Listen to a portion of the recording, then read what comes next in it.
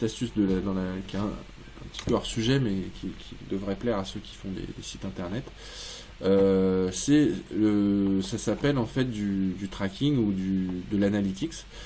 C'est-à-dire, j'aimerais bien savoir, quand j'aurai mis mon site en ligne, donc ça c'est l'étape d'après, quand je l'aurai mis en ligne, j'aimerais bien savoir combien de gens viennent, par quel biais ils viennent, est-ce qu'ils viennent par les réseaux sociaux, est-ce qu'ils viennent par des gens qui l'ont envoyé par email, est-ce qu'ils viennent par Google, par un autre moteur de recherche. J'aimerais bien savoir combien ils sont, est-ce qu'ils viennent pendant les heures de bureau ou le soir, etc. Donc ça, ces statistiques-là, on va pouvoir les avoir grâce à un outil.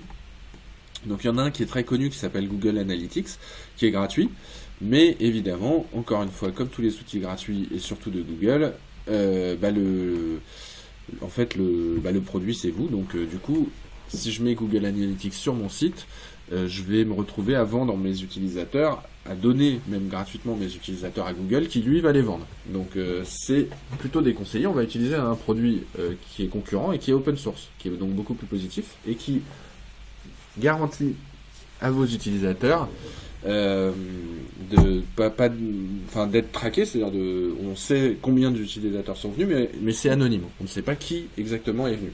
Donc là, vous voyez l'interface de Piwik, qui est donc l'alternative à Google Analytics, qui est un produit open source que vous pouvez installer sur vos serveurs si vous êtes technicien ou si vous êtes une grosse boîte. Sinon, ce que vous pouvez faire, c'est prendre un petit abonnement chez eux, et donc c'est payant, mais c'est aussi simple que Google Analytics, et surtout, vous ne donnez pas à vos utilisateurs. Donc vous voyez plein de graphes, là c'est l'utilisation de Silex, là. Donc on peut voir aussi par exemple le nombre d'utilisateurs en temps réel. Là il y a 3 personnes qui sont en train d'utiliser Silex actuellement. Et on peut voir dans quel pays. On peut voir aussi un tas de choses.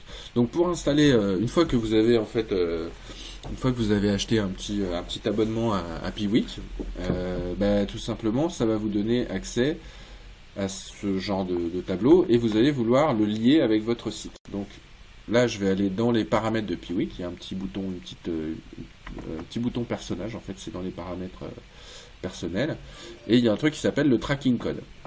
Donc le tracking code, c'est comme ça dans Google Analytics aussi ou dans d'autres outils, c'est toujours pareil. En fait, il vous donne un petit bout de code à copier-coller dans Silex. Voilà.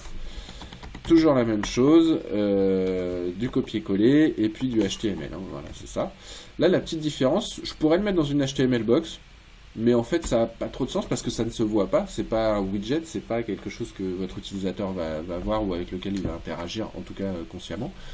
Donc du coup, je vais le mettre ailleurs dans une section qui s'appelle le head.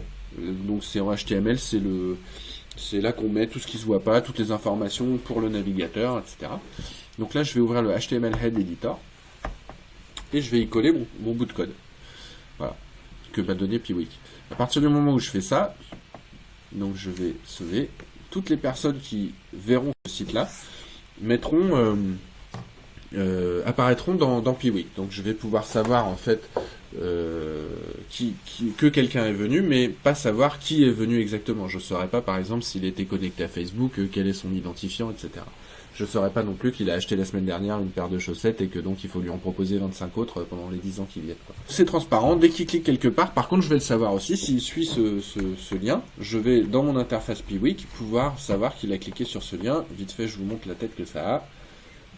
Donc je reviens là, dans Action, vous avez les outlinks, ils appellent ça, et là on voit les liens sur lesquels les gens ont cliqué. Voilà. Et combien il y en a. Et on peut même voir une petite courbe qui dit le nombre de gens qui ont cliqué sur quel lien et quand. Donc si on change son site, on peut voir l'impact que ça a. Est-ce que les gens ont aimé ce qu'on a fait? Est-ce qu'il faut changer? Est-ce qu'il faut revenir en arrière? Voilà. Ça, c'était le tracking.